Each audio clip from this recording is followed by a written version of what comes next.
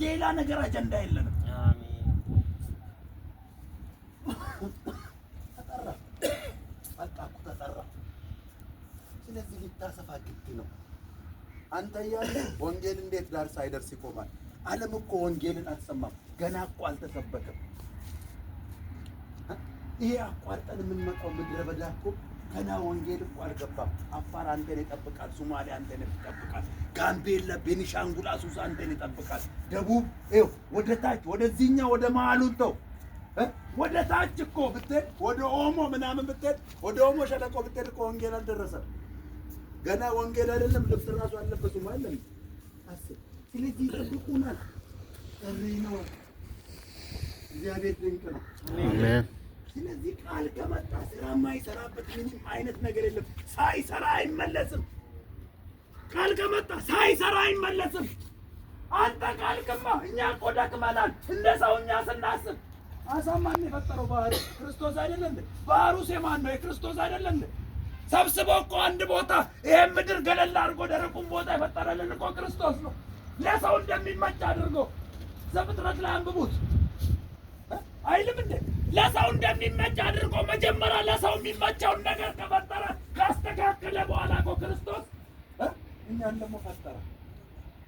አንተ አለቃ ነህ፣ ደበቀብህ። ግን አለቃም ሆነህ ሳለ ደበቀብህ። ለምን? ክብሩን ሊገልጥ በአንተ የምድራዊውን ነገር እንዳታይ ጌታን እንዳትተው። ለምን? ልብ ለጌታ ያስፈልገዋል።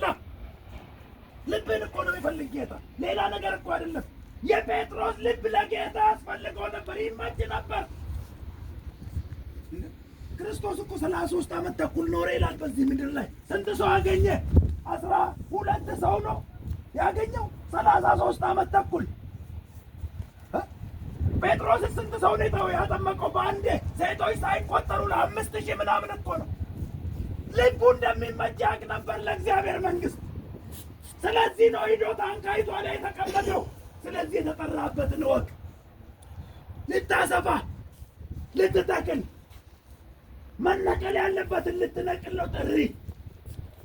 ይሄን አውቀን እንጓዝ። እግዚአብሔር እርዳት። አሜን። ሌላ ነገር የለንም። እኛ በምድር ላይ ምንም አይነት ነገር የለንም። ልናሰፋን የተጠራን።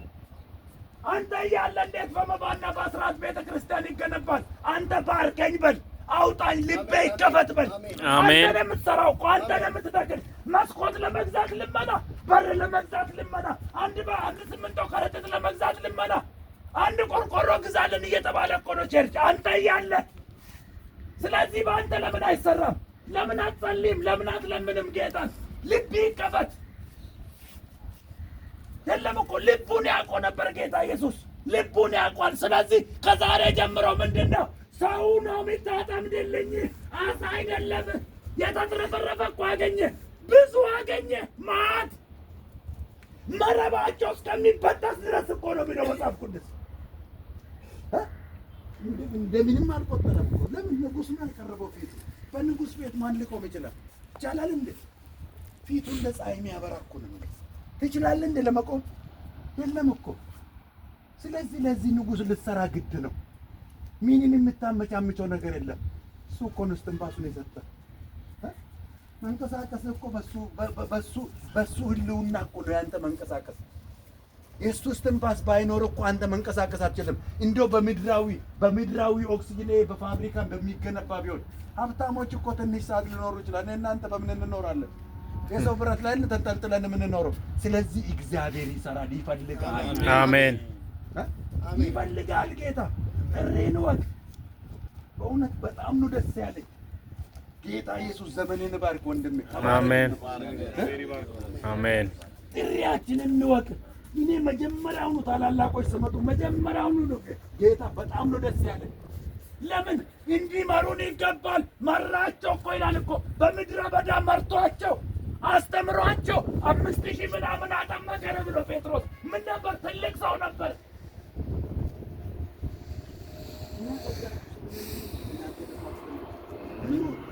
ምን መሆን እንዳለበት አስቡ።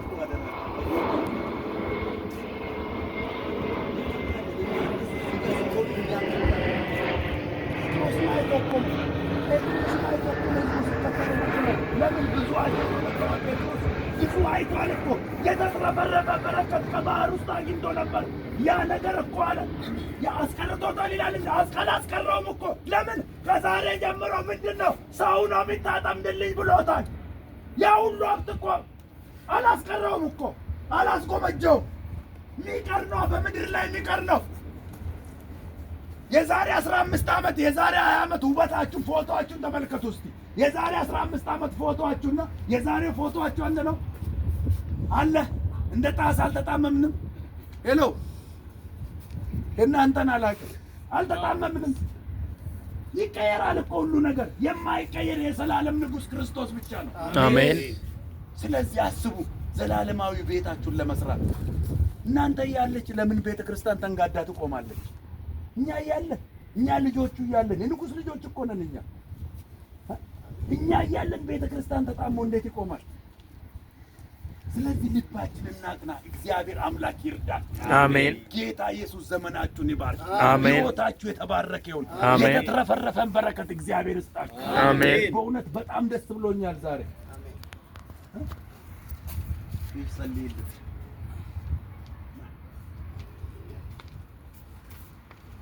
እግዚአብሔር መልካም ነው። አሜን። ኃይል ይሁንልን።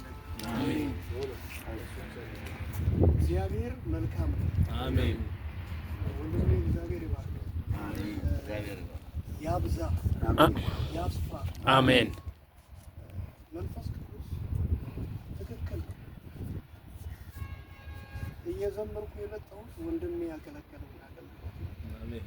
አሜን። እንትኗን እንኳን እቺን ጂፓስ ልከፍት ስል ምስጋና መልካም ነው ዝማሬ የሚለውን ወንድሜ እዚህ ጋር እንትን እያልኩ ነበር እና እስኪ በህብረት ሆነን ምስጋና የሚለውን ዝማሬ እንዘምርና እንጸልያለን። ምስጋና መልካም ነው ዝማሬ ምስጋና መልካም ነው ዝማሬ ሰዋለ ለአምላኬ ገድል ጨምሬ